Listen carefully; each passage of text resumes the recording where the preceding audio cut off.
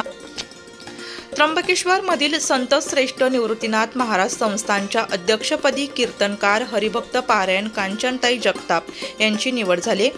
दरम्यान त्र्यंबकेश्वर संत श्रेष्ठ निवृत्तीनाथ महाराज संस्थानच्या अध्यक्षपदी पहिल्यांदाच महिला कीर्तनकार कांचनताई जगताप यांची एकमताने निवड झाल्याने सर्व स्तरातून त्यांचं अभिनंदन करण्यात येत आहे।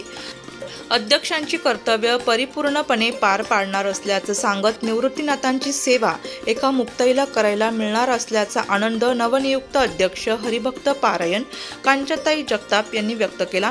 तसेच सर्व विश्वस्त मंडळांचे त्यांनी आभार देखील व्यक्त केले। रामकृष्ण हरी। कालची 21 तारीख माझ्या जीवनातील हा अद्भुत सोहळा। काल खऱ्या अर्थी माझे अध्यक्ष माजी सचिव यांनी मोठ्या मनाने आणि संपूर्ण विश्वस्तांनी अगदी मोठ्या मनाने हा पदभार अध्यक्षपदाचा पदभार मला दिलेला आहे आणि एकमताने ही निवड झालेली आहे।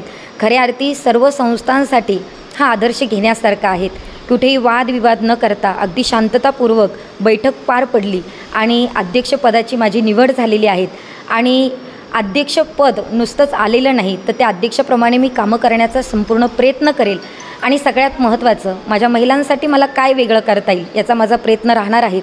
या मात्र अध्यक्षपदावर आल्याच्या नंतर या संस्थांकरता माझं काय कार्य आहे आणि मला कशा स्वरूपाने काम करायचं आहे, माझे काही ध्येय माझे काही उद्दिष्ट आहेत ते मी परिपूर्ण करण्याचा प्रयत्न करणार आहेत आणि सगळ्यात महत्त्वाचं माझ्या निवृत्तीनाथांची सेवा एका मुक्ताईला करायला मिळते हे माझ्यासाठी सौभाग्याचं आहे। सर्वात महत्त्वाचं ही निवड अत्यंत चांगल्या पद्धतीने झाली म्हणून संपूर्ण विश्वस्त मंडळाचे मी मनापासून आभार व्यक्त करते। रामकृष्ण। उपस्थितांनी कांचनताई जगताप यांना पुढील वाटचालीसाठी शुभेच्छा दिल्या। धन्य धन्य निवृत्ती देवा काय मायमाय वर्णावा शिवे अवतार धरून केले त्रिलोक्य पावन। खरं तर काल आमच्या नवनिर्वाचित अध्यक्ष कांचनताई जगताप यांची अध्यक्षपदी निवड झाली। ती निवड होत असताना सर्व विश्वस्तांनी फार असं मोलाचं सहकार्य केलं आणि एकमताने त्यांची अध्यक्ष म्हणून निवड झाली। फार मोठी अशी जबाबदारी निवृत्तीनाथ महाराजांची त्यांच्यावर टाकलेली आहे आणि त्यांनीच आता मागात मुलाखतीमध्ये सांगितलं आहे की माझ्या बरोबर संपूर्ण जबाबदारी मी पार पाडेन। एका बहिणीला भावाची सेवा करण्याची संधी मिळते हे माझं मी परमभाग्य समजते असं त्यांनी सांगितलं आणि त्या पद्धतीने त्या खूपच ॲक्टिव्ह म्हणजे काम करण्याची त्यांच्यामध्ये खूप प्रवृत्ती खूप ऊर्जा आहे आणि त्या निश्चित ते काम निवृत्तीदादांचं काम चांगल्या पद्धतीने केल्याशिवाय राहणार नाही। आता कामाला पिरियड कमी आहे।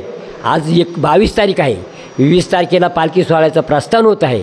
आमच्या हातामध्ये कमी दिवस राहिलेले तरी पण आम्ही जास्तीत जास्त वेळ देऊन अध्यक्ष ताई सचिव आणि आम्ही जास्तीत जास्त वेळ देऊन पालखी सोहळ्याच्या दृष्टिकोनातून वारकऱ्यांची गैरसोय होणार नाही अशा पद्धतीने सर्व काय आम्ही नियोजन करण्याचं ठरवलेलं आहे आणि त्या पद्धतीने इतर विश्वासांचंसुद्धा आम्हाला सहकार्य लाभणार आहेच आहे। तर आम्ही सर्व मिळते आम्ही निश्चितपणे निर्मळ वारी करण्याचा प्रयत्न करणार आहोत। त्या ठिकाणी मग पोलीस डिपार्टमेंट असेल, आरोग्य खात्याचे अधिकारी असतील त्या सर्वांना आम्ही एकत्रित करून विश्वासात घेऊन निर्मळ वारी करणार आहोत। मोबाईल टॉयलेटची पण आम्ही आज व्यवस्था केलेली आहे। काही जास्त टॉयलेट मागून घेणार आहोत। निधीच्या बाबतीमध्ये पण आम्ही प्रयत्न करणार आहोत। अशा पद्धतीने आम्ही सर्व पालखी गेल्या वर्षी ज्याप्रमाणे व्यवस्थित पार पडली त्याचप्रमाणे या ठिकाणी आम्ही पाडण्याचा सर्व विश्वासांच्या मदतीने प्रयत्न करणार आहोत। एवढं बोलतो आणि मी थांबतो। रामकृष्ण। समाधी संस्था त्र्यंबकेश्वर अध्यक्षपदी निवड झाल्याबद्दल मी सर्व ग्रामस्थांच्या वतीने त्यांचे खूप अभिनंदन करते। मी माजी समाज कल्याण मंत्री बबनरावजी बोलत यांच्या परिवाराच्या वतीने व भारतीय जनता पार्टीच्या वतीने कांचनताईंना पुढील भावी वाटचालीस चांगलं ते आपल्या संस्थान अध्यक्षामार्फत चांगलं योगदान देव अशी सर्वांच्या वतीने शुभेच्छा देते आणि थांबते। वृत्तसंकलन विभाग, नाशिक लोकशाही न्यूज, नाशिक।